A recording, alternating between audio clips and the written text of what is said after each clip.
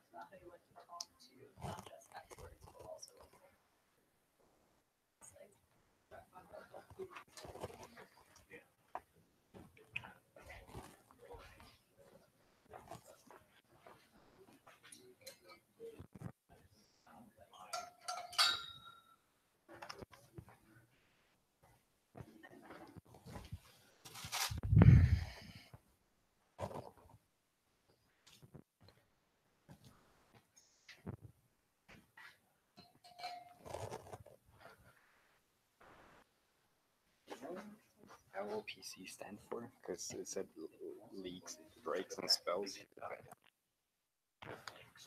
Right. To be honest, I'm not sure exactly what it stands for, but I would just assume that that's what it is.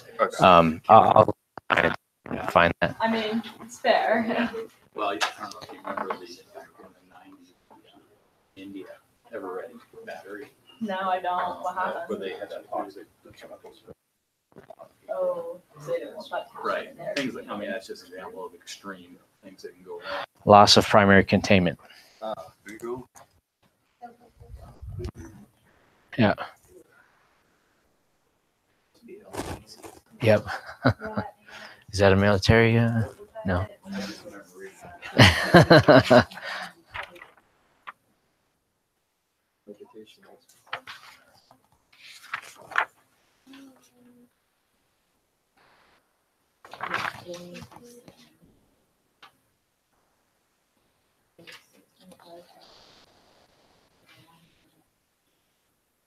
What year was EH&S implemented or brought out? You may, I guess, what in the case study? No, Like, just when in did general. companies start having EH&S people? As a formal program. Most probably didn't start it until, I mean, this is all guessing, the 70s and 80s.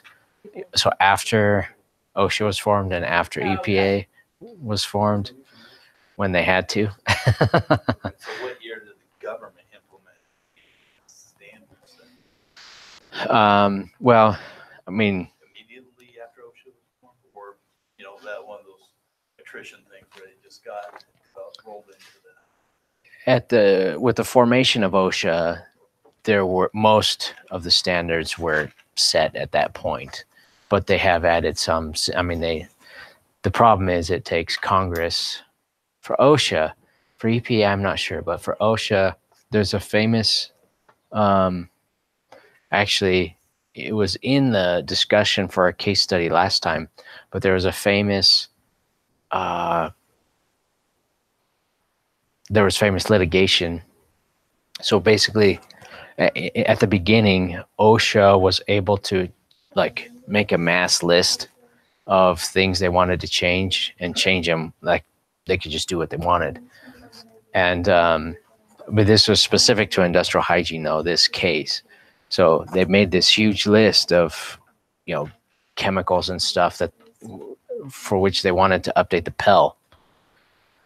And a worker, and I don't know, maybe a union, they sued OSHA because part of their claim was that the Pells were not conservative enough, and they needed to show evidence that they were. unfortunately, it had an unintended consequence, and it made it harder for OSHA to pass anything. So there's Created a precedent. it created a so now they have to go through a laborious process to update anything, and it ended up being worse, to be honest, for health than I was just curious, I was wondering how much, government influence on this program, going on at that time, in the early nineties, what was the outside influence also? Because obviously this paper isn't gonna talk about any government, things that would have said, hey, you have to implement.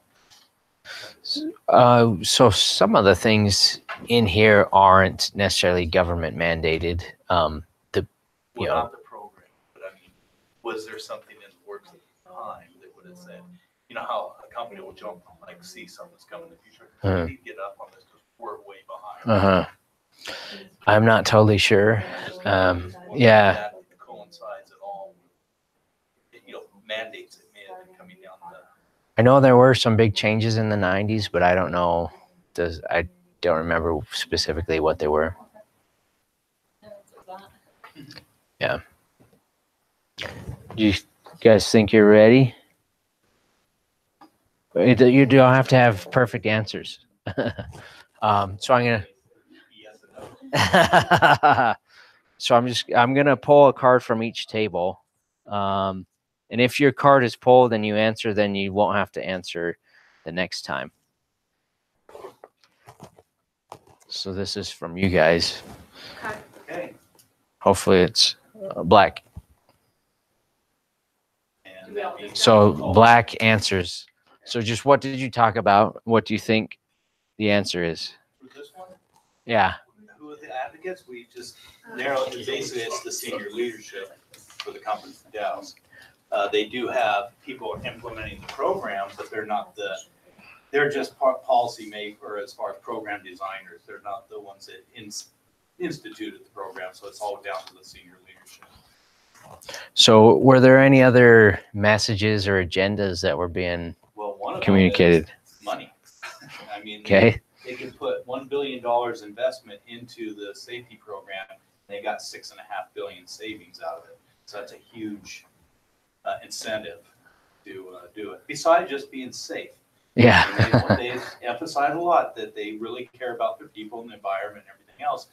But cost benefit analysis says that they make a big bang for the buck when they do it. Yeah, definitely. Most organizations, not most, but a lot, especially smaller ones, may not have. I guess I don't want to. For myself, I've tried to stop saying I don't have time.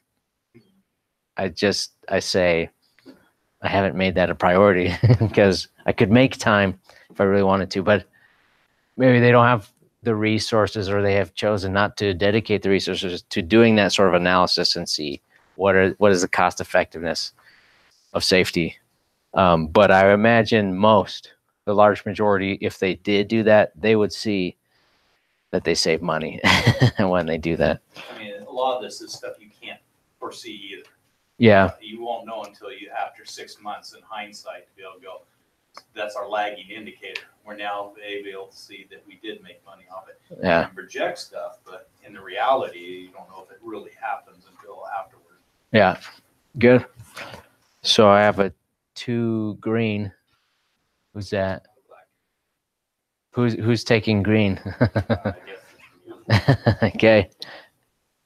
So what would you add to this? Do you think there were any other advocates, any other agendas or messages being communicated?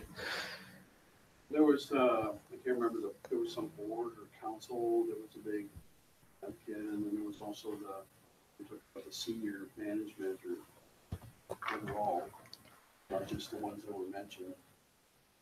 I can't remember what the board was, it was some council or board or something. Yeah. So, And they had the same agenda, safety. right. Good. But were there any others besides money and safety? Well, I'm thinking, always keep back to safety, even the one about, they said if we could have a safer program and safer employees, that will make more profit. Mhm. Which is true. There will be millions of profit. All right, good.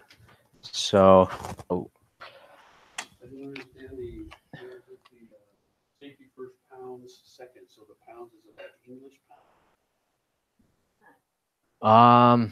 They have that Yeah, well- saying throughout there. can you show me where you're? So our leaders, safety first, pounds second. Pounds, I think chemical. Oh, pounds of, okay. So Got it. production. Okay, that's fine. So like, Okay, that's fine.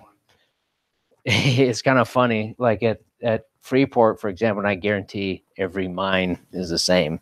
But like when you get in early the next morning on your computer, when you log in, there's like this sidebar that shows how many tons of, this was Freeport. So how many tons of copper your site produced, how many tons of copper every site produced, and where that compares to like their annual average or whatever. Anyway, plus the price of copper.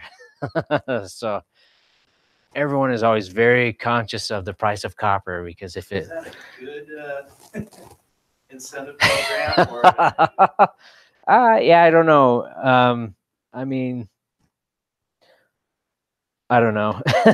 It's good to measure and keep track, but Price of copper goes up, tons go down. Hey, safety's out the window. We have to produce.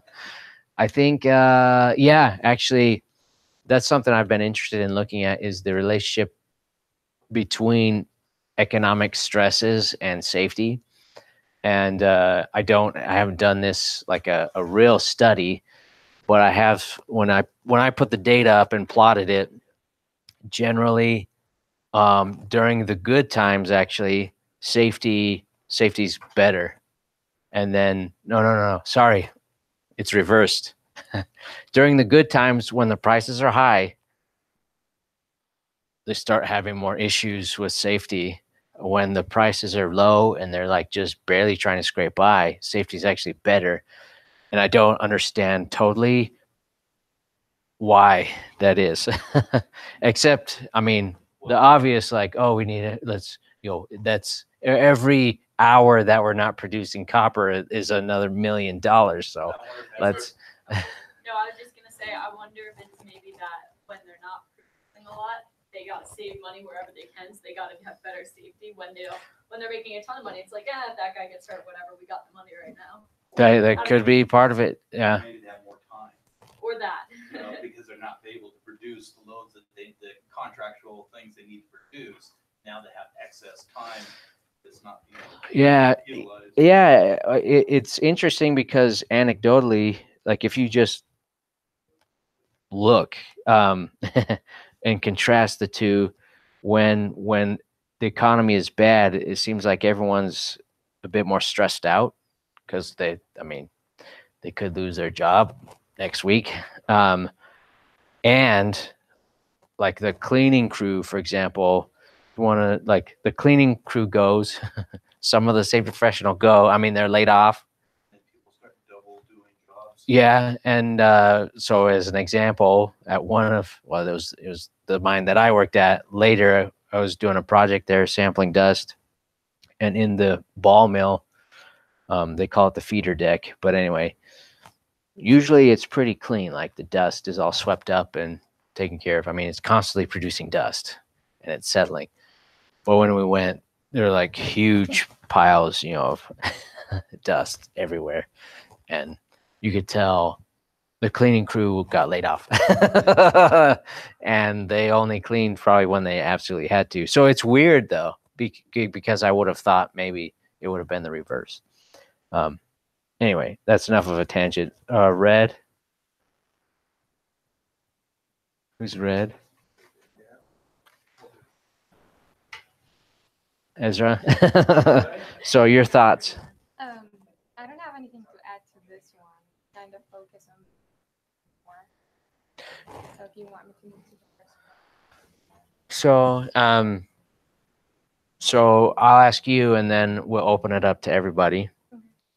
How important is messaging and communication, and did they do that well? Did they do it poorly? Was it a strength or a weakness for them? Messaging in regards to a commitment to safety. It's important for sure. I guess they need to improve it. Hmm. Um,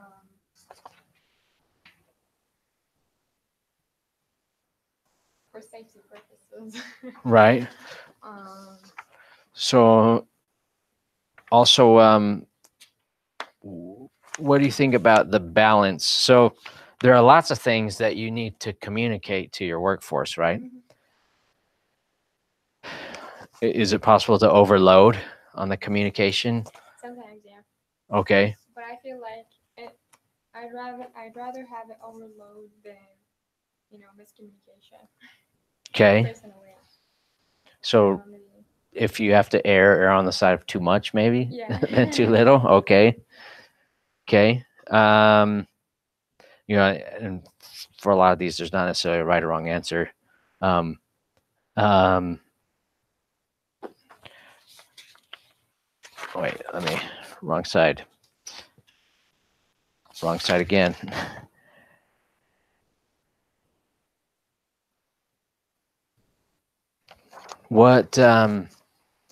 What could you think of that might lead to confusion in regards to communication?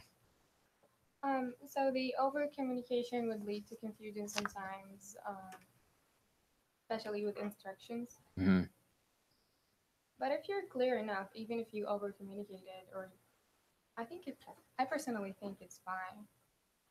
Um, it depends on the kind of work and Hmm. the personalities that you're dealing with. So what? Oh, go ahead. I think that if you over communicate, people start overlooking it. Just don't care anymore. They don't want to read them. Did I mention the drug commercials in here? Yeah, with all the symptoms, and people just don't even hear it anymore. Hmm. So Side effects. it's kind of like a PowerPoint slide that has, Too much. yeah, 15 bullet points. Chapter on one PowerPoint. But I mean, if you have to err, I don't know which side to err on is better. But you definitely want to do your best to find that balance where Make it's. it clear, Hmm. short, and to the point. Hmm. Yeah. Like the drug commercial, headache, nausea, death, and then then they add some others that are like not that big a deal. And so as you hear that whole string, you're like, it has side effects like every other drug. Yeah. um, anyway, so there are lots of things that you have to communicate. And regarding advocates, do you want to pull up a video? I apologize for those who have seen this. Can you live stream YouTube to YouTube? I don't know, but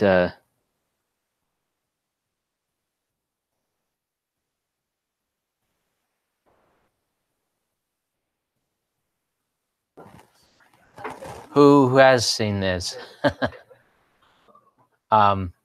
So I'm gonna my mic might go out for the recording, but that's okay.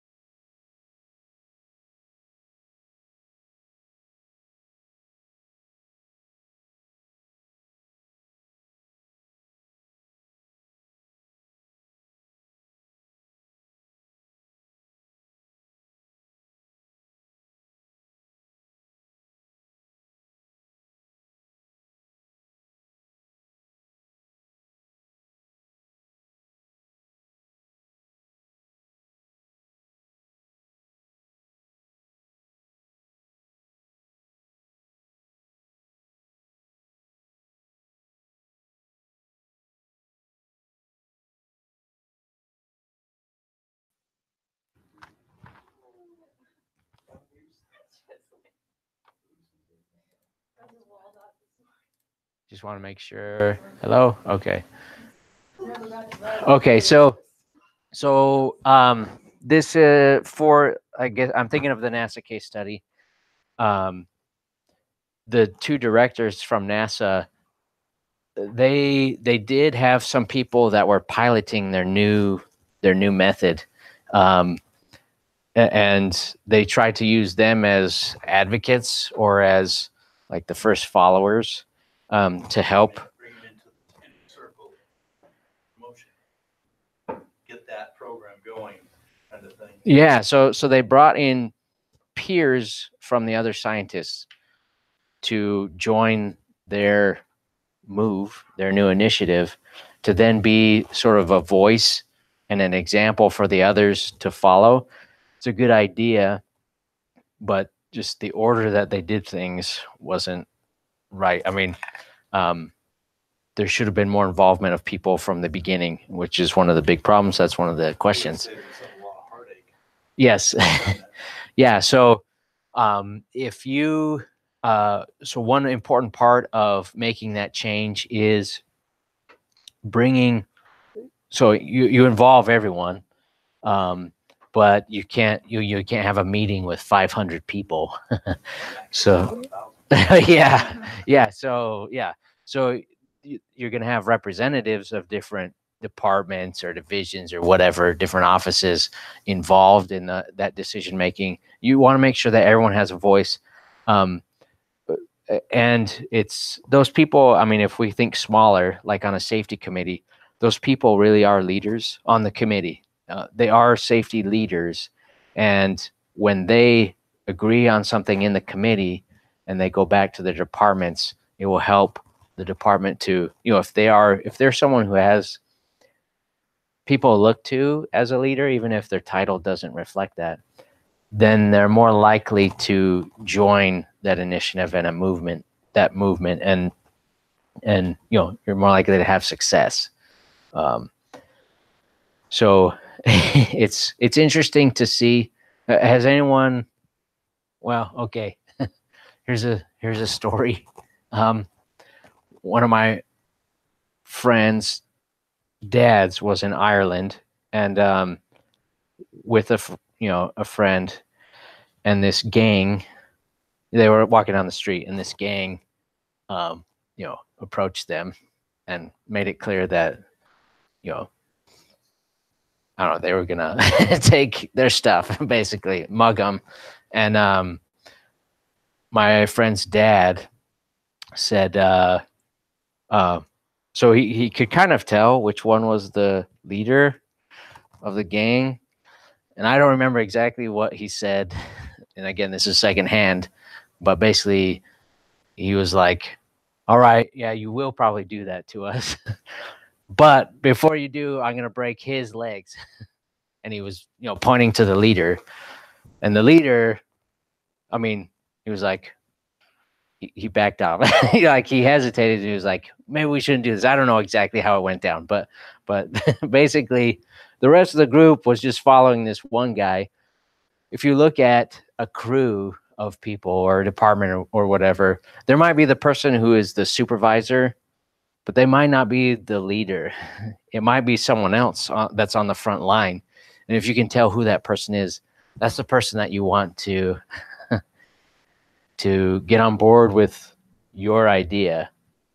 It could be the supervisor, and it might not be. I mean, you still need the supervisor to get on board, but you might also need somebody else on the crew to get on board.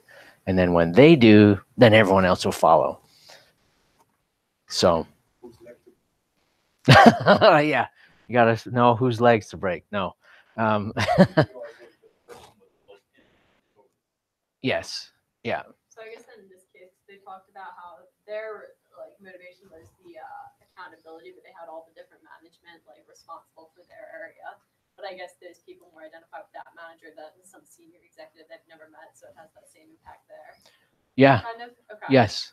Yeah. So it can be kind of difficult if I mean, the larger the organization, the more planning and stuff is going to have to go into that.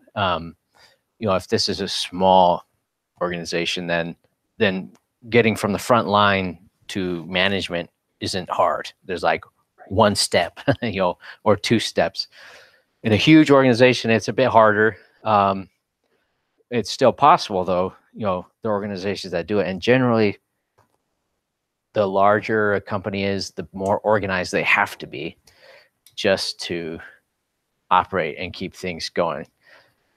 Sometimes I get kind of bogged down in bureaucracy, but I don't know how else you do that.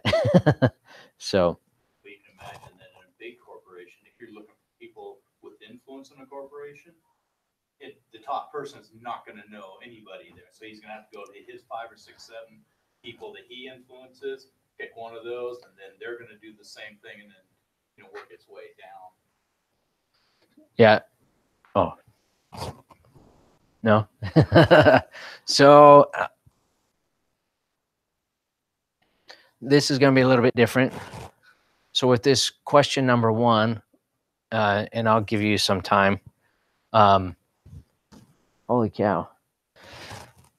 It goes so fast. So what I'd like you to do is list first answer this, how do you think a business selects the appropriate benchmarks? And then once you list the top 3 benchmarks that you think might be important in terms of safety for an organization. And, we haven't talked about this in detail. We've just talked about some lagging and leading indicators. So you can talk fairly broadly. But for that part of your discussion, I'd like you to use these roles. And I'd like you to write your top 3 on your little board. So with this first one, you can lean on the Dow case study. How did they go about identifying their key performance indicators? So talk about that, and then make a list of what you think the 3 most important indicators might be, generally, not super specific.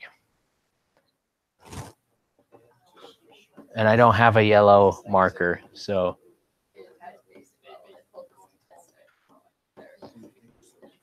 And sorry if you have to erase.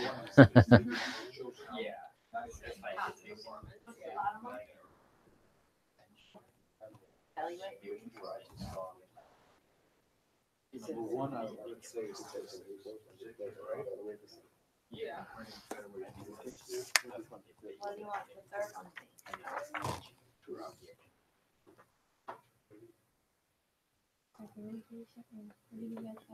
Communication, everyone should be report, or evaluate.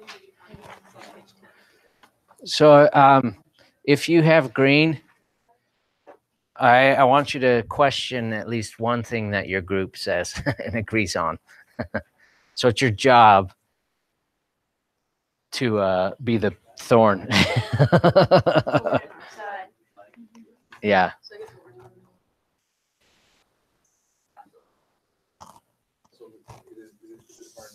Yeah. So red is discussion leader, yellow is gonna scribe, and black will be the spokesperson.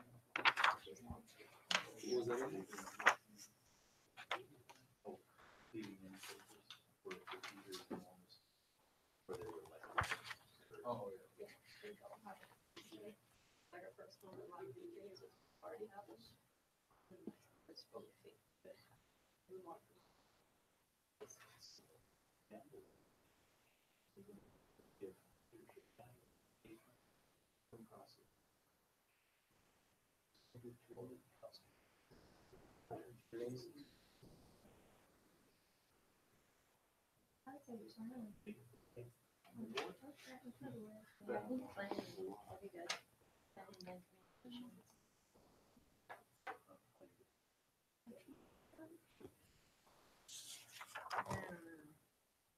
Oh, Oh, it wouldn't be number two? Yeah. Really? Oh, yeah. Yeah. statistics are just examples. Yeah. Oh.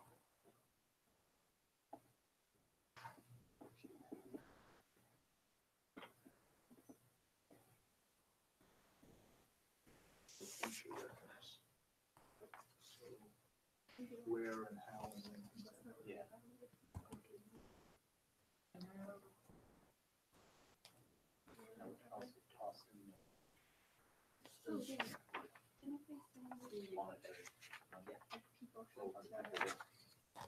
Report their incidences. So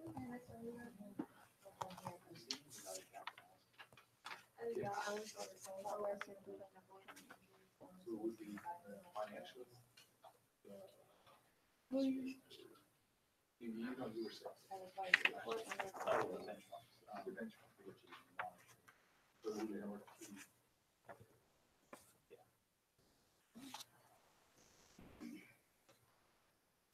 So an example of that would be, how much,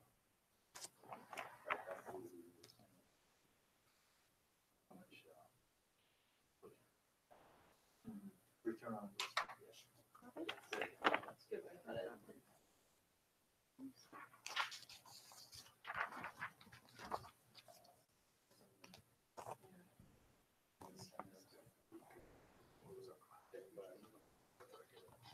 Number one, like just negative.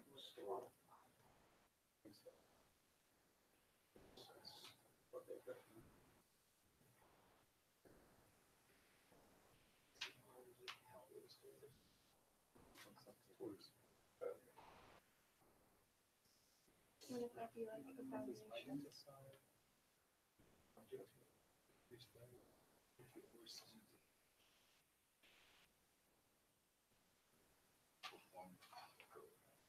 one says So that's the second part of the question. Where is the level of area? reduce.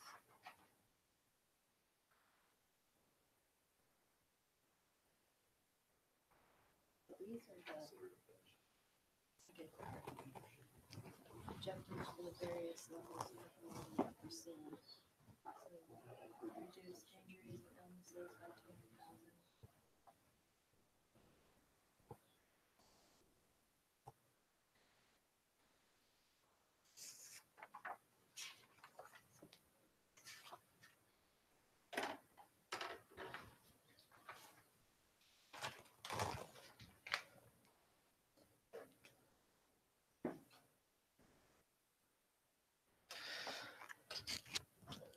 All right. So we're going to, let's go in reverse order. So we'll start with team 3 this time. Whoever's got black.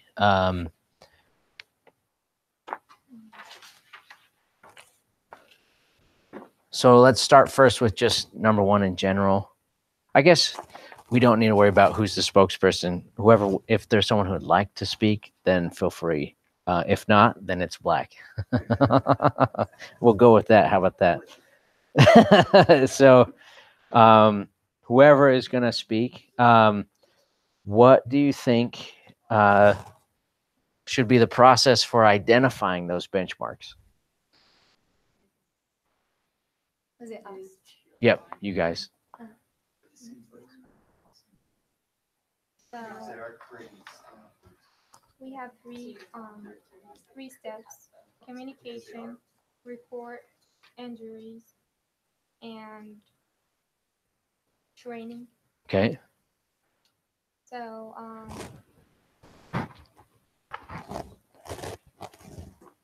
report injuries, they have to avoid injuries and illnesses and environmental stuff. And employees are required to report the number of injuries per year, follow up with OSHA, and calculate the frequency rate for injured employees. and then figure out how to avoid them in the future, I'd say. Okay. If they need training or they need clear instructions, they can do that. Okay. How, so let's say you are at a business and you're starting at square one, or, I mean, you're just, you're kind of like Dow. You realize, wow, we need to step it up. How do you go about identifying the indicators? So is that the safety manager? Is that upper management? Who gets involved in that? How does that work? Upper management and then Okay. if upper management, The one above Then the they safety can- manager, I would say. if upper management buys in, then they can use regular management to get everybody else to communicate to everybody else. Okay. So Get everybody else on board. hold your thought, and let's go to 2. So that's specifically on this topic of what the process for identifying your indicators. How do you think that looks? How should that work? Well, like people according to this, they seems to go for like, like a win-win kind of thing where they put in safety, but they will benefit from it. But Mm-hmm. kind of like that main goal. 'Cause throughout here, they kept mentioning about like the bottom line, the company, like people, planet, profit. So just like according to this, they implement something that they know will benefit everyone and benefit. Okay. Okay. What about team 1? Three appropriate benchmarks to assess would be, the first one would be statistics, like generally like tracking lagging indicators. Second one we thought of was the leading future reference. So where is something most likely to happen? Is it situational clues, Mm-hmm. time clues? And the third one would be the monetary, so the return on investment, how much we're putting in, value back, Mm-hmm. what we're investing on. So that monetary important. Leading indicators, very important. Statistics, we need to look back, see what's coming up. Okay. So there's a term, I hope I'm using the right term, called validity. Thoughts on, so I'm sidestepping here a little bit and then going to come back. But validity, any thoughts on the definition of that in terms of, I'm thinking that instead of saying that this could happen or this could, you have to prove it. In other words, Okay. you have to go through a process and come up with facts and figures that back. so, okay, so, Use valid information versus like widespread ideas, I guess. so, Towards the organization. so what some of this is just my thought and some of it, is, I think, what should be, but, the process for identifying those indicators, I think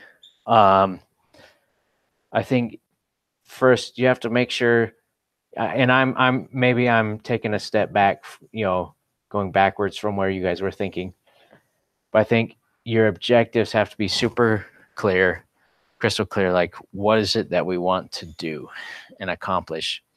And so for most companies, usually it's, well, we want to make money and do it safely, not kill anyone or destroy the planet. So you'll have your objectives, whatever they happen to be. And then I would say, make sure, you want your indicators to be tied directly to those objectives. So you'll have, you'll have a few indicators for each of these things, however many, more indicators is better, but indicators that give you a sense for how you are, in relation to those objectives.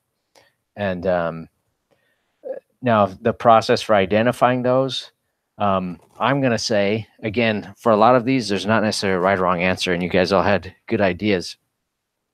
It needs to involve everyone. So not only safety policies, but also which indicators. Huh. Survey of employees. Okay, well, yeah, so that's a possibility. You could put out a survey to the broader worker population, have a safety committee where representatives from different departments come with their ideas from their departments.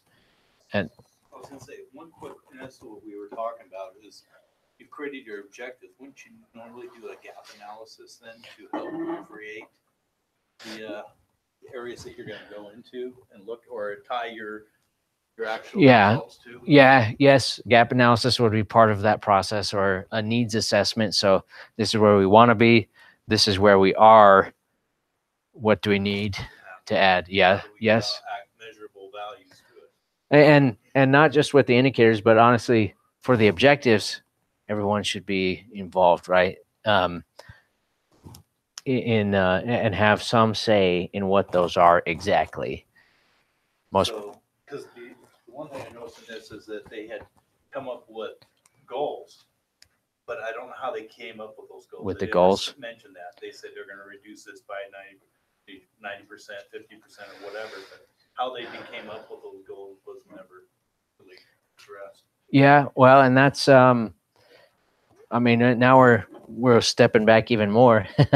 So if it was you guys and you needed to come up with goals in terms of safety or anything, how do you did we talk about SMART goals? No? Oh, well, we'll talk about them now. There are different ways that people do it, but holy cow, I can't even remember the S.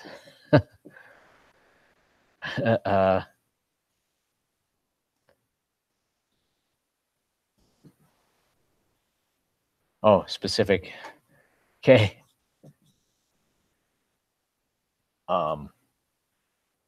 Accountable, measurable, realistic.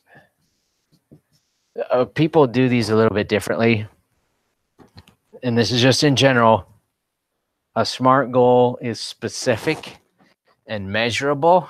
If you can't measure it, and if it's not written down or recorded somewhere, then it's kind of like it's a dream. I don't know. Yeah. So it should be measurable so that you can track how well you're doing. Someone should be accountable for whatever action items there are. It should be realistic, within your reach. It can't be, past the moon. It's got to be within your grasp. And there should be a timeline associated with it so that, there's a deadline. So it should be all of these things. Now, for a huge company, I mean, it's so broad that some things might be a little bit vague. I mean, you can't be super specific for everything, but you can pick some things that you could be specific about. So it should have these components. What are your thoughts, though, on how you pick a goal? How do you make sure it's realistic? How do you make sure it's measurable? What kind of timeline do you give it? Start with stuff that you actually already measure. Okay. You don't have to reinvent the wheel. So Right. maybe take data that you already track and stuff and then go from there. Okay. Because then you can grow or expand it as needed. So you might look at, now we're not talking, after this lecture, we're going to be all about data, but your trend might look something like that. So there will be, you can't, I don't know, I like numbers. So I'm going to say it can't all just be fluff, like talking about it. You do need to look at historical You can't trends. say like specific, better. Yeah. So broad. Right. So you can have a bunch of people at the table talking about what the goal should be, but somebody at the table should have looked at numbers and know what's going on. So back to that question about the most important intelligence if you're in battle. I've been thinking about that question, and I'm gonna update it. I think these two are the most important. I think the number one is the objective. If you don't know why you're even in the battle, like what's the point? You need to know why you're there, and then you need to know how well you're doing, where you are in relation to your objective, whatever that objective happens to be. It could be in a battle, it could be a location, it could be not even a location, but you need to know where you're going and where you are at in relation to your target. And so this helps you to see where you have been. And then I guess it's kind of reverse, but and then you can decide where you want to be. We want to be out here, down here. One thing this is just my thought, is if you are the person looking at the numbers, if you were to, I mean, in Excel even, you can put a trend line on this, and just a basic trend line, and it'll show you where it would be if it followed the same sort of pattern. Don't pick a goal that's on the projected. Pick one that's lower. You want some improvement over whatever you have been doing, right? Push it a little bit. It has to be realistic. It has to be realistic. So you can't say zero, instead of a trend that's kind of flattening, you say, well, maybe let's push it down a little bit more. That's like the weather service. They always talk about their goal is 0 deaths from weather events because they want to know that their warnings and stuff are working. I'm like, that can't be your motto, because there will never be 0 deaths. Because not only do you have like freak things that happen in the middle of the night, but you have like every time there's flooding, you see people on their kayaks out in like the floodwaters and stuff. I know we should make that a realistic goal. It's frustrating. They're like, oh, we're so close to 0 deaths, and then somebody dies. I'm like, well, we were really close this time. We'll try again next year. So maybe more their vision or their mission is 0, which can be super broad or just kind of someday. There's not really a timeline. A goal would be like, okay, next year we want it down to this, instead of saying 0 every time. There's never going to be 0. So with weather, yeah. Restaurant is the same way.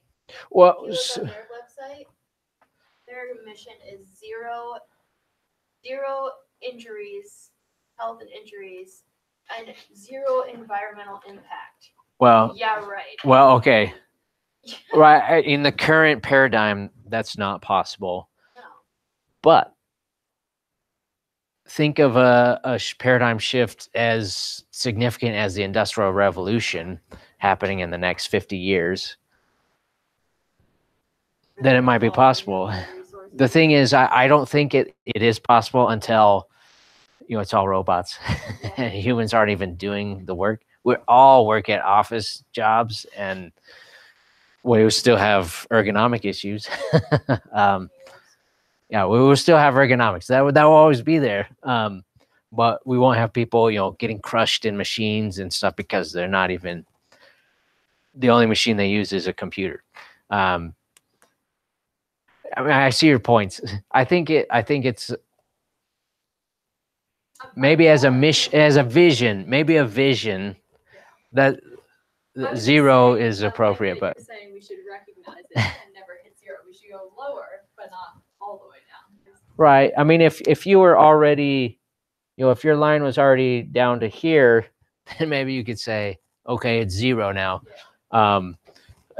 And I think if you reduce the scale, 0 is possible. So if it's just this department, like if it's just, you're just the department and your department's goal is 0, yeah. But a company of 11,000 or whatever, it's going to be a while before you get down to zero for the whole company. So someone who has insight into the trends should be at the table. Definitely, they should have a prominent seat, and maybe that's you as a safety manager or something, who has looked at it and knows, okay, this is where we've been. If we just are on cruise control, this is where we're going to be, but we want it a little bit lower. But a lot of people need to be involved, and people need to feel like they have some ownership of it. And some people will know things and have better ideas than management.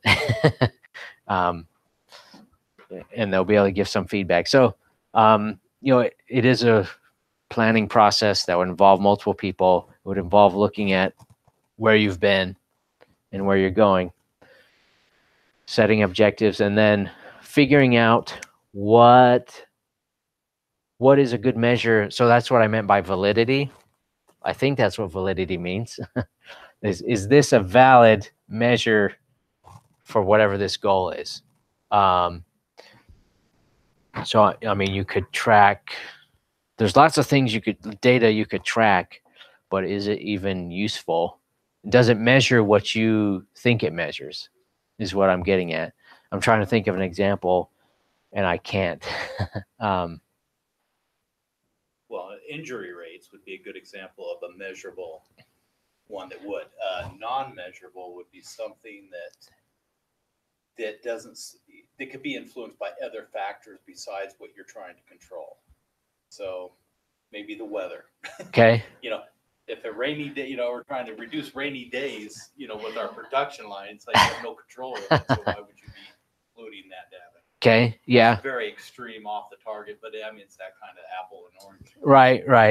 Yeah. And I can't think of an example, but you want to make sure that these are directly linked to those, or as close as possible. You don't want indicators that have nothing to do with ergonomics as indicators for ergonomics. It doesn't make sense. And one thing that you can do is, now I don't have access to leading indicator data. Otherwise, maybe we do this in this class. But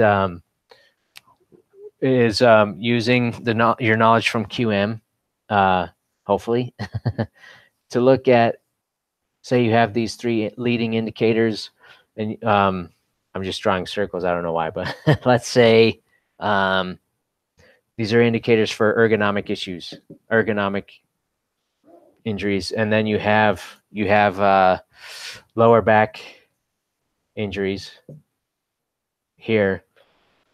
Do your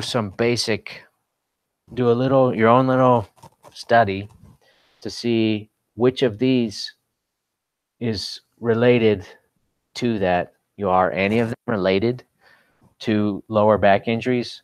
So can you go back in time and see, if there's a relation there? And if so, then you can kind of substitute these in for that. And if you see an uptick in some of these, then we might start seeing an uptick in this. Or if you see, a downward trend, then hopefully you're going to see a downward trend in the actual injuries. I got into that more than I wanted to, but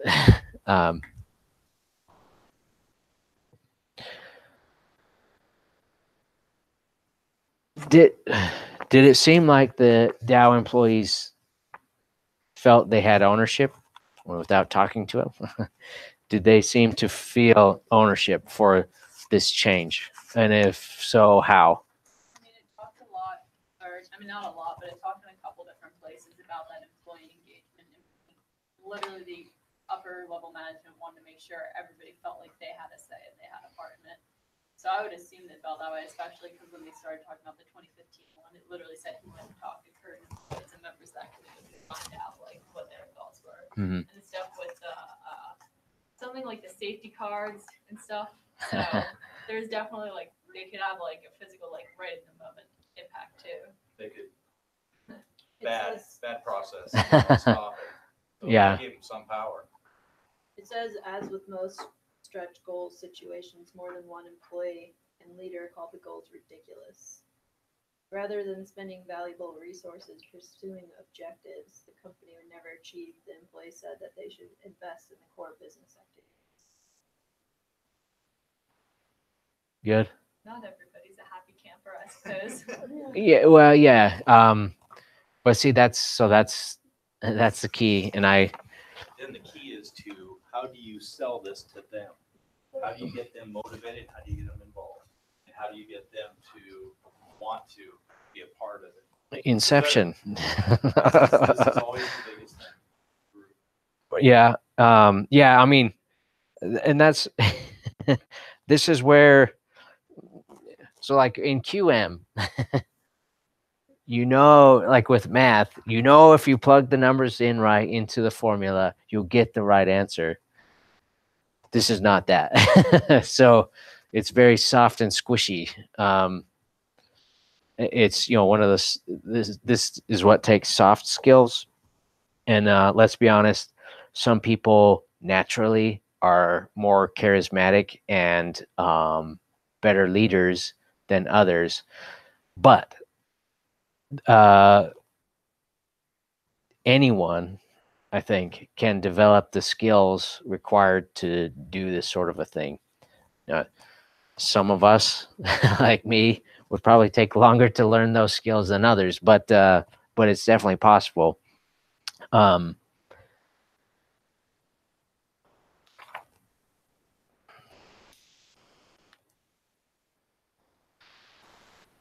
I want to really emphasize, erase that if that's okay. 2 key parts. So a lot of what we see in ISO 45001 and in the OSHA guidelines and other management systems, a lot of that is fairly programmatic. It's sort of rote, I'm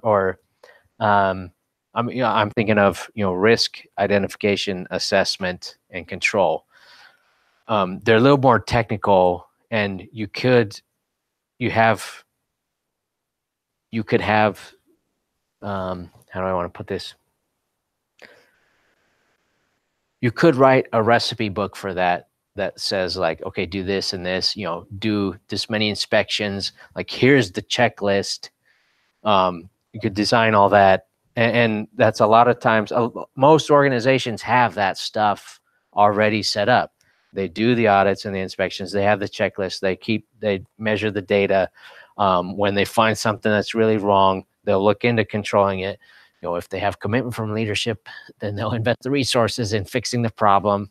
But I think where a lot of organizations lack is, and it's what we've talked about, but management leadership and worker participation. I feel like they are critical for any change, any improvement. I think you have to have those, and you have to have both. It's not an either or.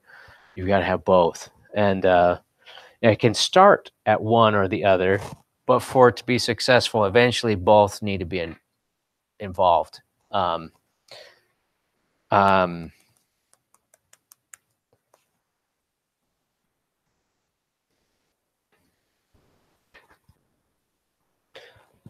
So you guys mentioned a couple of ways that the employees felt they had ownership.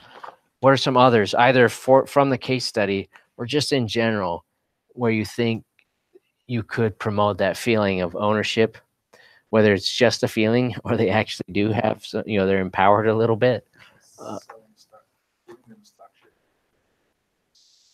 Okay, well, so that's an incentive. Right. Well, okay.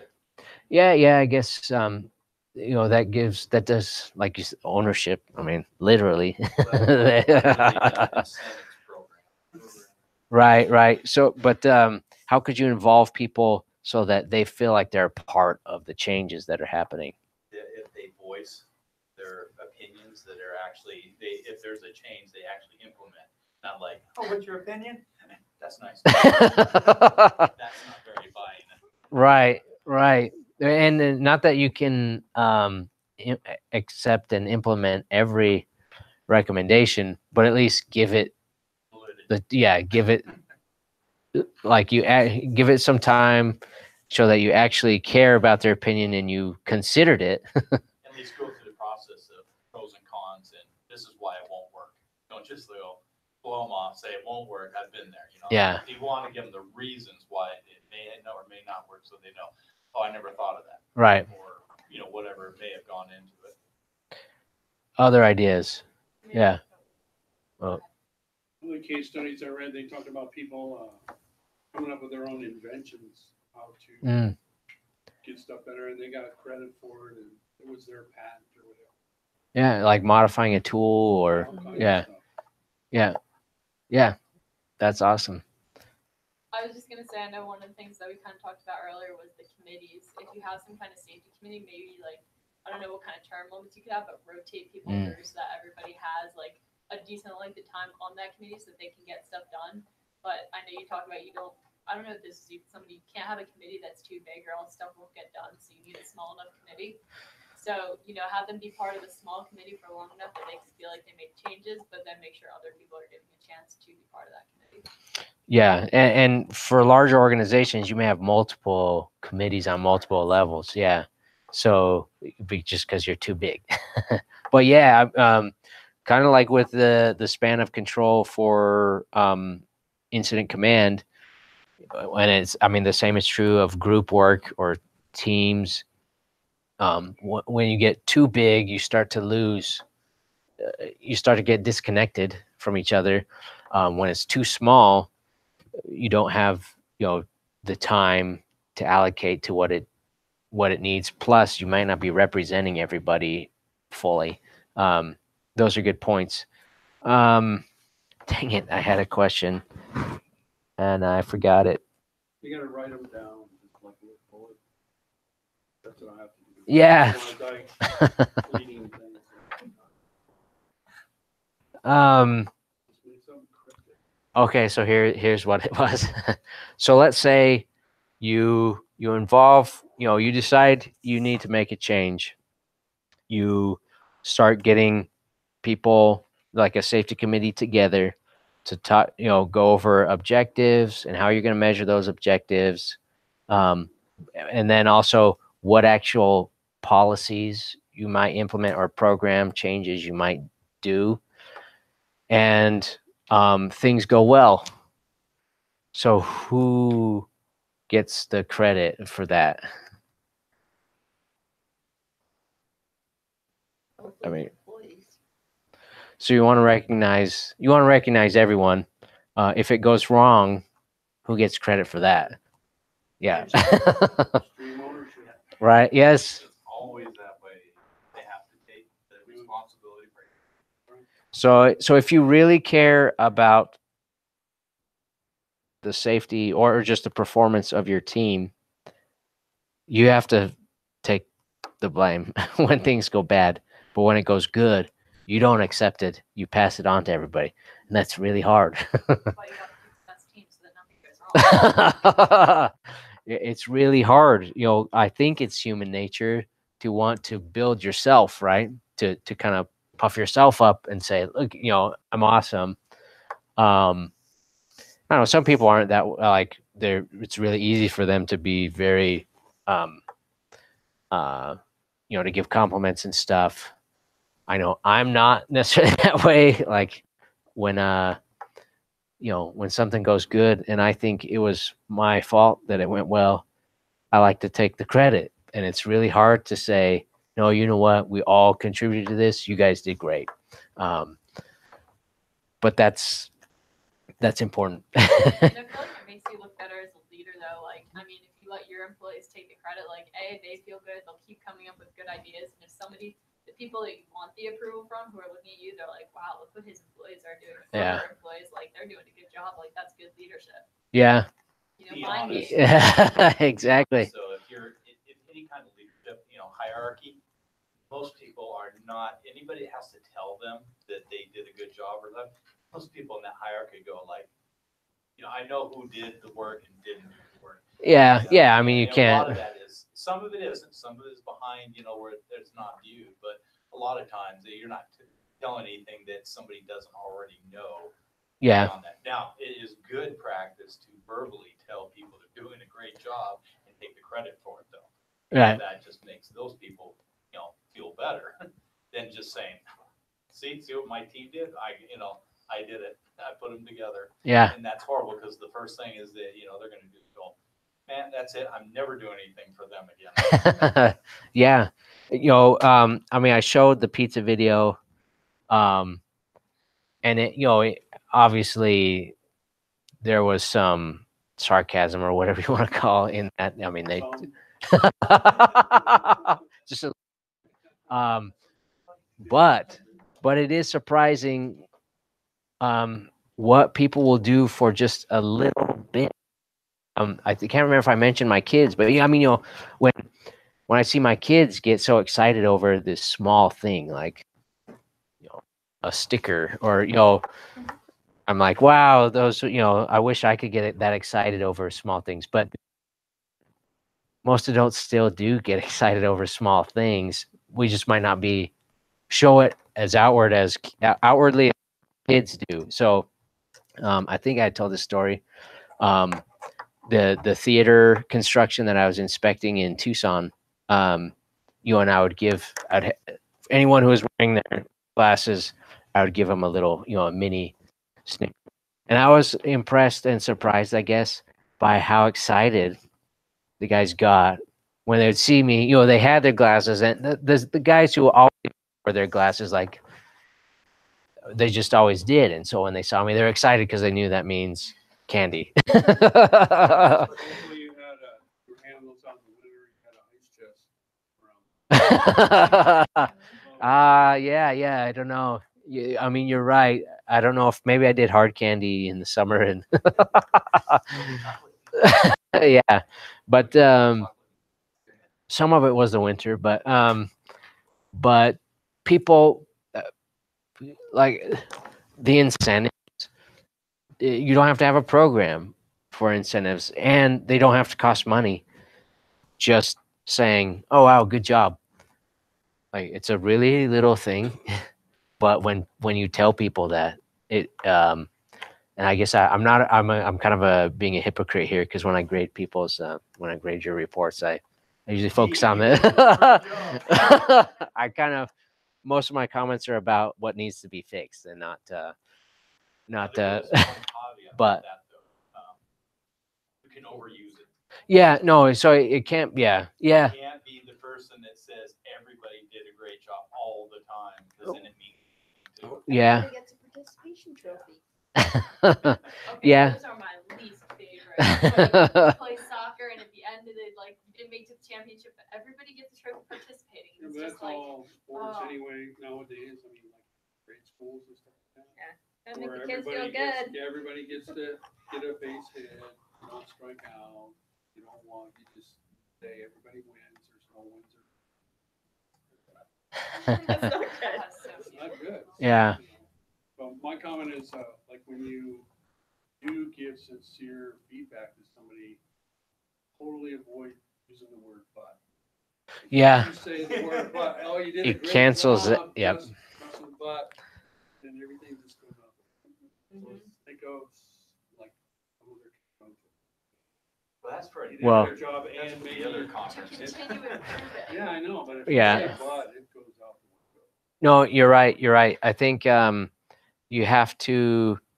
Well, it's kind of like, I'm thinking of like relationships. If you go and you apologize, like, oh, I'm sorry.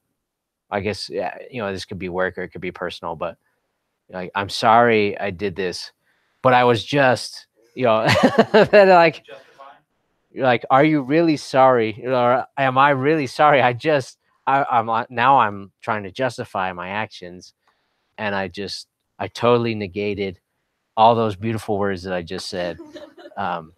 Like, they mean nothing. And so, Other ones are, when people say, well, to be honest with you, it's like, well, are you honest just like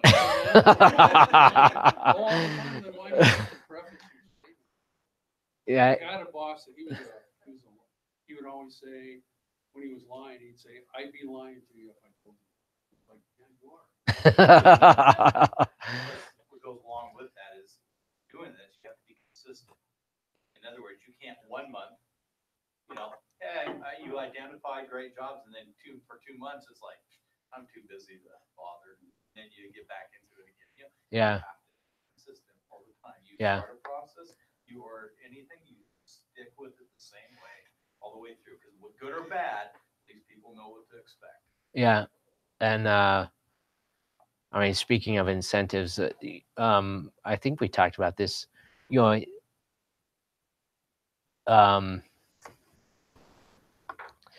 Things like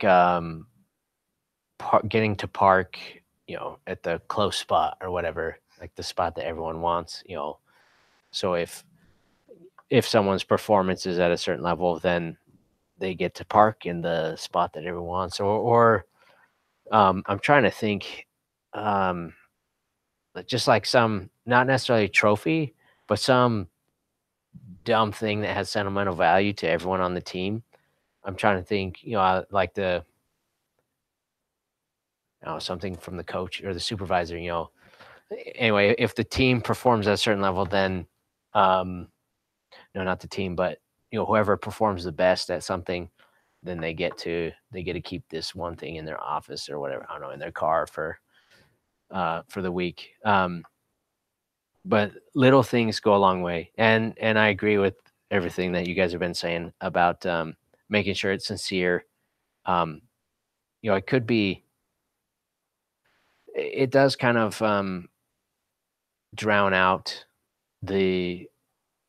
like if you overuse it, then when you really mean it, it gets drowned out, and it's become so diluted that like it doesn't mean what it used to. So you can't do it all the time. But there are small, simple things that you can do consistently that can make a big difference. And to be honest, again, this is the soft and squishy stuff, but if you actually care, then that will come through. Regardless of whatever little things you do, if you care, truly, it will come through. Maybe you need a little bit of refinement in how you like communicate that you care, but it will come through. And sometimes maybe it's not obvious. I mean, like tough love sort of a thing. Like you see someone on the roof without fall protection, it needs to be clear that you care about their safety. And so you can't say, oh, it's okay. No, it's not okay, and they need to know that. So they're different. I mean, it's not all on like the positive, good feeling side, but also on that negative side. I think I can't remember if I shared this, but while I was an intern at Freeport, I was doing sampling on a crew, one of the mill crews, and they have these huge concentrators. Think of like a huge round swimming pool that's above ground, but I mean, copper concentrate goes into it and the water evaporates off of it to concentrate it more. So they have to clean inside there every once in a while. So they drain it, and there's like an opening where you can go in. You have to lock out and tag out before you go in there. I didn't realize that. And one of my pumps was on a guy in there cleaning, and I was trying to get it. It was at the end of the day. And again, I didn't realize it required lockout, tag out. So I went in, grabbed the pump. I was getting the pumps off, and then the supervisor had seen that the supervisor of the crew had seen that I went in there. And so he came over, he's like, get out of there. And he was yelling at me. I was like, oh, I'm sorry. I think that the crew that went in there didn't do their lockout. They did. Oh, okay. But yeah, I guess, well, I don't know. They didn't think about the fact that maybe they didn't know. The supervisor knew that I wasn't locked out. Didn't even have a lock. So anyway, but see, him yelling at me, I mean, that's the sort of thing that could save somebody's life, even though I felt uncomfortable. Always remember it, right? Yeah, definitely. And afterwards he was like, he kept saying, that's the sort of thing that gets people fired here. And I was like, I'm sorry. But I mean, it was true. Everything he was saying was true. Um, and sometimes you have to have that too.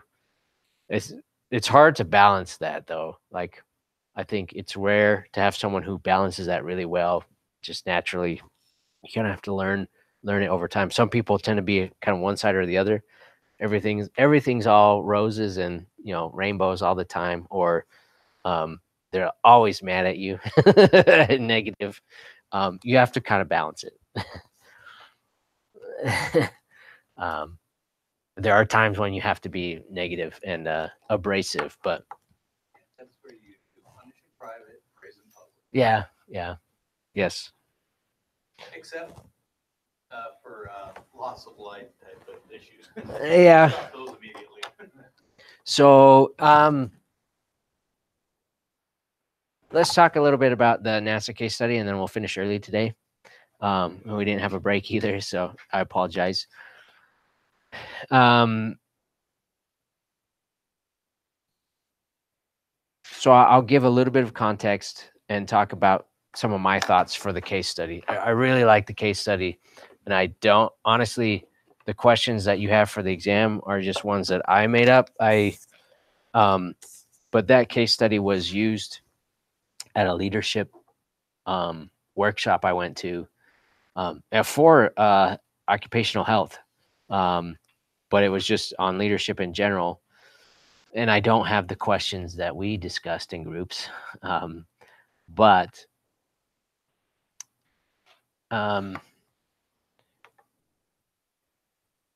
well, has anyone started reading through it? A few, okay. So could one of you guys give us the quick overview? Sure. So NASA, and I can't remember the name of the sub. Yeah, I don't remember either. Component.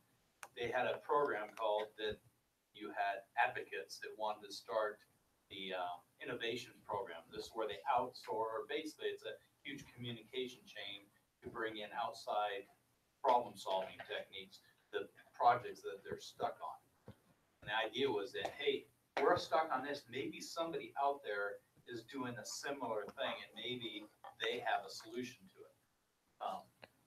And I don't want to get into how. It's okay. You can get into it. Yeah, it's okay. They implemented this program using a PDCA, planning. Oh, plan, do, check, act. Yeah, check action kind of cycle, which they were using quite well to think. They did most of the processes very good. They went through recycling through this. The problem was they did not involve any of the workers in the processes. So they came up with their own, how they were going to approach this and developed a whole program around that. And as they implemented it, they got a lot of feedback that, hey, I don't like this. Why are you making me do this? And things like that. Had they involved workers and a lot of other people in the program, they would have, because eventually they got it to work. Over about a 4 or 5 year period, they finally got where people were getting on board, like it. Not everybody, but at least 70% of the people were getting on board with the program, and they were seeing the benefits of the program over time by actually solving stuff. Some of the reasons that people didn't like it that were at the worker levels, and these are scientists, engineers, things like that, was that they didn't feel that their solutions, they're asking, this was my job and you've outsourced it basically. And because I couldn't do it, you gave it to somebody else. So they felt, that was a negative impact on it. And then also the credit was going to the outsourcing, even though they may have been involved in it. So there's a guy over in Sweden that solved the problem. He gets this incentive program and monetary value for it, and they don't get any really credit for it. So they're, butthurt basically. Had they started the program and involved there, they could have identified that people were going to have issues with it. There was going to be battles against it. So if they'd started with it, then they could have saved a lot of time. Still going to have issues, but they could have alleviated a whole lot of issues at the beginning. So a little bit of the context. I forget what year, the years that was, but 2005 or 6 or 10. it was right after NASA had a 50% budget cut, Oh, that's right. Yeah. and 50% of the workforce was laid off, basically. And so think about a NASA scientist. Why do they work at NASA? What drives them to work at NASA? It's probably not money. They could probably make more money somewhere else. The prestige of the job. Okay, so the prestige, and what else? The rocket science, literally. So maybe they take a certain amount of pride in being able to solve really hard problems, and they had just seen half of their colleagues laid off. You know, in terms of their own job security, how do you think they're feeling? Not good. They're very insecure, right? And so when leadership comes and says, hey, we have this great idea, because our goals, the directors, I don't know how much buy-in the scientists had, but our goals are to maintain the same level of production with 50% of the resources. And so how do you think they feel? And the directors say, we have this great idea. We're going to use these other outsourced teams from all over the world to solve these problems. And hey, look, sometimes they outperform you guys. What do you think they're feeling or thinking? Why would you pay them when you could pay the employees that were here? So that's exactly what they're thinking. Like, why, what does that mean about us? Does that mean you don't need us? Or are we on a time crunch? Or, is our time coming? Yes, One yeah. day, you're just gonna get rid of us. See these people outperforming us, kind of thing. Right. And they're at NASA because they like to solve problems, and they like the feeling of being a rocket scientist and, doing things that no one else can do or who that does. And so suddenly that program kind of sucks out a lot of their drive to they didn't implement it right away, but they could see it just wipes away why they're there. And so they didn't like it. And so, like Steve said, you'll see the question if you haven't already, but the key was involving people, involving workers from the beginning. You would think that maybe them being scientists, seeing data to back up the change, they would embrace it. But they're still humans. And they still have their own emotions and insecurities, especially at that time. And data isn't gonna convince anybody in that situation. I think there would also be other people, other groups that would be to go along to get along people who don't rock the boat. Yeah. Browsers that would be afraid of getting laid off, so they'll, whatever you say, boss, we'll get on. Knowing it's a bad idea, they'll just do it. Yeah, that's a good point. That's a good point, and so that's I think another reason to involve multiple people in the decision. So you have multiple perspectives, but hopefully when you aggregate everyone's perspectives and ideas together, you're in a better place than you would have been if just one person was. Thinking of like a dictatorship versus a democracy. If your dictator or the king or whoever, I don't know, is awesome, then everything is awesome. But if, they're the opposite of awesome, whatever that is, then everything is the opposite of awesome. So when you have, I think with a democracy, like one thing you see with, democracy is it can be slower and more cumbersome. But generally, putting a bunch of heads together and coming up with some sort of compromise is better than one person or one group that thinks the same wielding all the power and decision-making power and pushing it down on everyone. Not that a corporation or an organization should be a democracy, but kind of a little bit more balance there with just good ideas coming from, they could come from anywhere, including someone who's been on the front line doing a production job for 2 weeks. Maybe they have an outside, perspective on it. They're like, why do you guys do it this way? Why not change things up? You can get locked in to, I don't know the official words Rules for and it, but regulations tell us that it must be done that way. I ran into a situation just like that, and it goes either way. Yeah, You have yeah. someone come out and it's like, because you do get fixed into a rut where you've done it this way, every way, all that, and that's it. And they go, why do you do it this way? You go back and it's like, well, there isn't anything that says you have to do it this way. We always assumed it was done that way. And the Yeah. other flip side of that, some comes says, we shouldn't do it that way. And it's like, it says right here, you have to. Kind of thing. Yeah. That reminds me of a story. This is of, I can't remember what meal this was exactly, what kind of meat. I think it was like a pork or something. I don't know. Or maybe, Chicken. I'm not even remember. But anyway, she, when she would cook this, maybe it was a roast. I don't know. When she would cook the roast, she would always cut it in half, and just do half or something. I'm gonna mess it up. Anyway, and she was wondering why she knew she did it because her mom would do it that way. So she asked her mom, and her mom said, "Well, I would do it because my mom used to do it that way."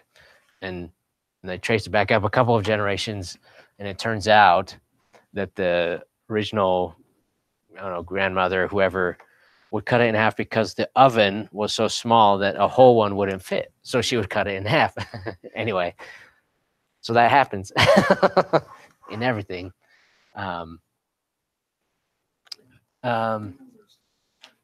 Yeah. Well, so routine can be a powerful tool, and a habit can be a powerful tool for good or bad. Yeah. We like to, making decisions all the time is mentally costly. And so we like to try to automate that, systemize it.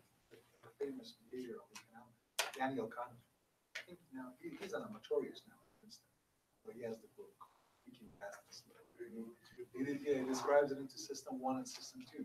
We always want to be in system 1. Getting into system 2 is always where I think evolution or some other reason we don't want to effort. Well, I mean, so maybe Dr. Fogelman covers this in ergonomics, but the basic programming for walking is stored in your spinal cord. So the actual, I'm calling it program, that memory is stored in your spinal cord For walking? for walking. What does that mean? The everything that goes into walking, not everything, I guess, maybe, but at least some of it is stored in your spinal cord so that you don't have to think about it. You just do it automatically. So if you ever, like, you can see it with relatively new babies. I think this was from medical school, actually, I learned this, but you can like hold them up, and that, like, sometimes their legs will, like, if you stimulate them in the right way and put them in the right position, like, they'll start to, it's like they're trying to walk, even though you never taught them that. Anyway, that information is stored, in our spinal cord, and it's to free up, our cognitive, conscious mind, so that we don't have to think about it. We can walk and chew gum, or something else. Yeah. Anyway, so yeah, the body is good at we're good at that, but sometimes it can be good, sometimes it can be bad. So for the NASA case study, I mean, I also asked you, what about what the directors did well. So we didn't really talk about that too much. We kind of focused on what they did wrong, but focus on what they did well as well. And I talked about one of the things. I mean, having peers from everyone else that are recognized as sort of leaders, kind of shepherd them in first, get them on board, and then you'll get more people to get on board more easily. That was one of the good things they did. Steve had mentioned a few others, but that's it. Any questions? Thanks. So next week,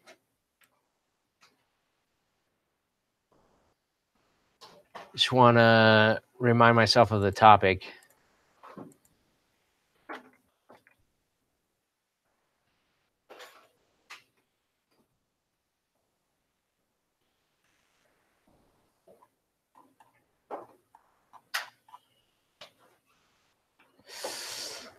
All right.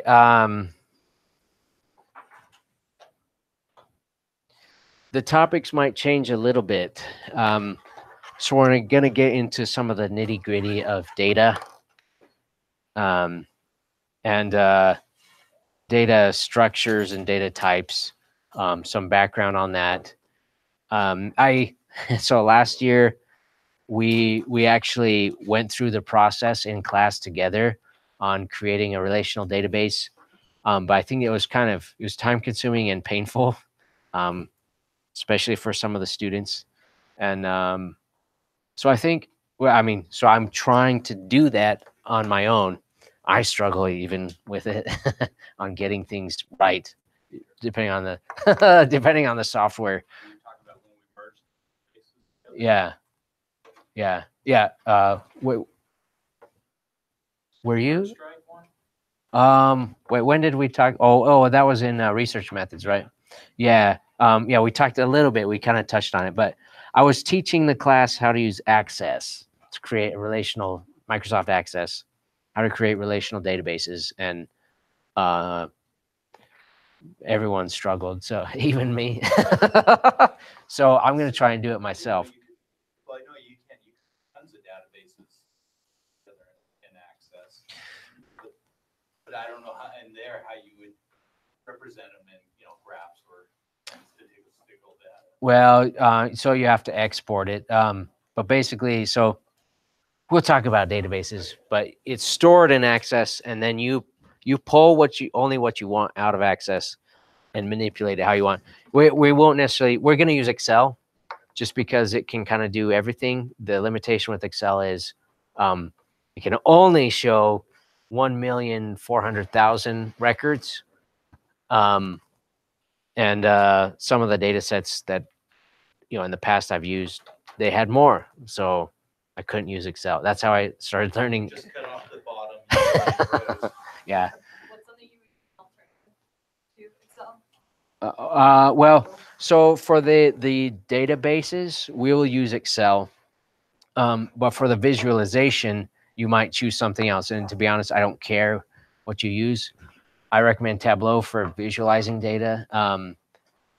RapidMiner is another free software package that you can get for visualization, but RapidMiner is better at making it easy to model stuff and doing machine learning.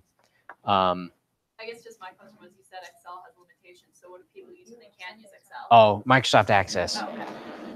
And if you're really, if you want to get really serious, then SQL, Microsoft SQL Server, or there are other programs out there too, but they're like Microsoft SQL Server is it's thousands of dollars. And I thought the school was going to put the bill. Well, yeah, we don't have access to it. At U of A, the engineering college had it, so I actually got it and started learning it, but it's kind of antiquated, huh? Do you have licensing code? No. We don't need SQL Server. You guys won't have to deal with that, I don't think, ever in your career. But using Excel. Yeah, and visualizing data. So, uh, uh, I mean, I'm not super familiar with MATLAB. I've used it a little bit, but only the toolboxes, where it's like, you know, right. I want to do this, done, instead of writing, you know, programming code. Yeah. Well, so, I guess so. Your presentation it'll include an interactive dashboard, and you'll talk a little bit about what you did and what you found, and then the report. I mean, I guess it's the same idea, just written. So you have an interactive dashboard. I will show you how to do it in Excel, and if there's time, we'll go over Tableau a little bit. But Tableau is pretty. It's after some of the software I've used, it's almost enjoyable to use it compared to. Yes. For our exam too, you know how you said like no more than 1,000 words, no more than 500, whatever the word limit is. You want us to get close to the word limit, or just do just enough that we answer the question properly? So the second, I mean, answer the question properly. For most of them, you know, a few sentences probably isn't enough. You know, expound. So like a couple hundred words to fill whatever you like the question asked. Yeah. I mean, so if it says 250, then you know, 100 might be enough. 150 might be enough. You know, I don't want to get too. I don't want to. It's really hard with essay questions, because you know it's hard to objectively grade them, and to give you guys an objective rubric. And so, but I don't. You know, yeah, they're doing a crime scene out there. I don't. I try to get away from like making the metric by which I grade you the length. So, what the message I'm trying to send is, it doesn't have to be super long. Just be straight to the point, answer it, whatever you need to answer it. Yeah, because like first question right off the bat is like 1,000. Yeah, you don't have to approach 1,000. It could be 300. And to be honest, I don't really. I don't know. No. That question I don't really like. After after I've thought about it, I mean, it's kind of too late, but I don't really like it. So I just want to see that you can describe what ISO 45001 is in your own words. That's what I want for that one. And I would recommend just make sections. So like, That's what I did. I just broke it. There's 10 sections. Yeah. And there's 3 or 4 subsections for each one, and then just summarized each one. Because you can't summarize the whole thing in one simple one, So you because don't it's too diverse. Yeah, so you don't have to create like an article or like No. an essay, right? No. Break them down. And you don't even need the subsections necessarily. If you focus on clauses 4 through 10, and just have a section for that, describe it in a paragraph, like what's the main takeaway from that, and do it. So like, I guess that would be seven sections with a paragraph each. So basically, how much ever words you need to properly answer the question and like fulfill all the requirement that the question wants you to. Yeah. So like, it doesn't have to be like 1,000 words or like whatever. No. I am not gonna count the words either. I'm sure you don't want It already counts it for you when you put it in there. Yeah. So I'm not gonna check the word count unless, I mean, if I see something that's huge, and I'm like, you know, I don't want to read this, I'm gonna. Yeah. You don't need to put fluff. Just what I want to see is your own thoughts and your own words. And if it goes over a little bit, like I said, I'm not going to count them. I might not read all of, I'm not going to read everything anyway. It's just, to be honest, I'm going to be skimming through to see, get a sense for just how much thought you put into it. And, so I'm not going to read Yeah, and I mean, you said that that's not even half of really it. like a right or wrong answer either, because it's like, you read it and it's like the way you come up with your answer, I guess, it's like just how you think. Yeah. So Just be able to justify it. Yeah. yeah, I mean, obviously, if the question asks for something, then the question's talking about safety, but you like go off and answer about something totally off, and obviously that's wrong. But right. Well, and so this is just kind of general for a master's degree or a PhD, an advanced degree. One of the things you should walk away with, besides your diploma, should be the ability to think for yourself. And in the workplace, you will be presented with situations that no one has confronted before, or and so there's not a prescribed way to deal with it, and you'll have to come up with your own way. So the goal is to see your thoughts and to see a logical justification for your train of thought. And if you can justify it, and I mean, and I'm not gonna, again, I'm not gonna take a magnifying glass and like check everything. Just if it makes sense, then that's good enough for me. yeah, I was a little worried about how detailed and Yeah. the quantity. Yeah, don't worry about quantity. Just I prefer quality over quantity. So just try and get a quality response, and I don't care really how long or short it is. Thank you. Yeah. So the databases you were gonna, I missed on when you talked about when you were gonna do it, where? I wanted to have it done today. And it's the way I want to do it is turning out to be more challenging than I had hoped. Last year, um, I accomplished. I was learning how to do some of the things as we were doing it in class with databases. I'm not an expert. So is that where you go back and go, I should have done it this way? Yeah. Format, or set them up that way? So I thought I'd be able to do it this time without problems. The way so I was working on it this morning, and the way I set it up, I thought would work. It was going super slow though. It was taking forever, and that to me, that's a sign that you were talking about the computer was taking forever to. Is it the database is that big? It's not that big, and so that's concerning to me. It tells me I probably did something wrong. And so there's like 1,000 duplicates for every record. Do get them set up, were you going to put them in Canvas? Well, depending on the size, I was either going to bring a USB drive and to give it to everyone, or I will put it on. If it's just depends on what's capable. Yeah, if it's huge, then I'll do the flash drive. If it's reasonable, then I'll put it on Canvas. Okay.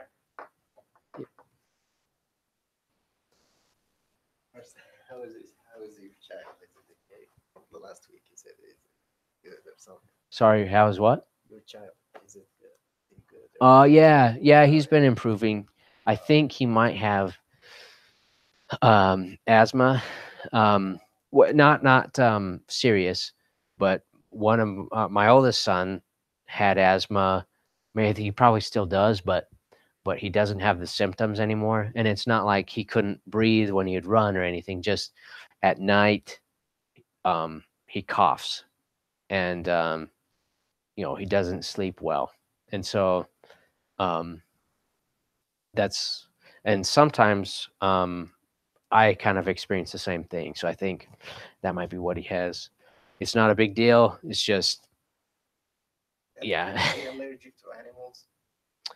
I don't know. We don't have any pets, but our neighbors have dogs. I don't know. That's something that we thought about with our oldest son. When I was a child, I had the same thing.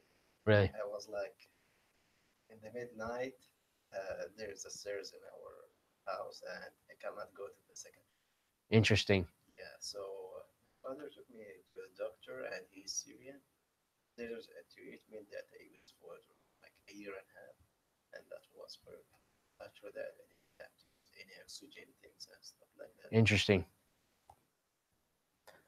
So I wish I have some perspective or things for him, but I don't know how was I could for that. But my advice: try to avoid chemicals. Okay. Yeah. So when I was like this, and my mom, in the first, she was taking me to the hospital and takes the oxygen, and after that, some of her friends told her like to put hot water and breathe with Mm. that. It's what we call it, a humidifier, I think. So, It yeah, puts water vapor in the air. yeah, Yeah. you feel the hot things and Oh, smell- oh, yeah, you smell the hot things. nebulizer maybe. I think a nebulizer is what we call it. But So that was very helpful. Also. okay. It's a thing that you like. You There's again. Let me stop this and then could look at it. this is the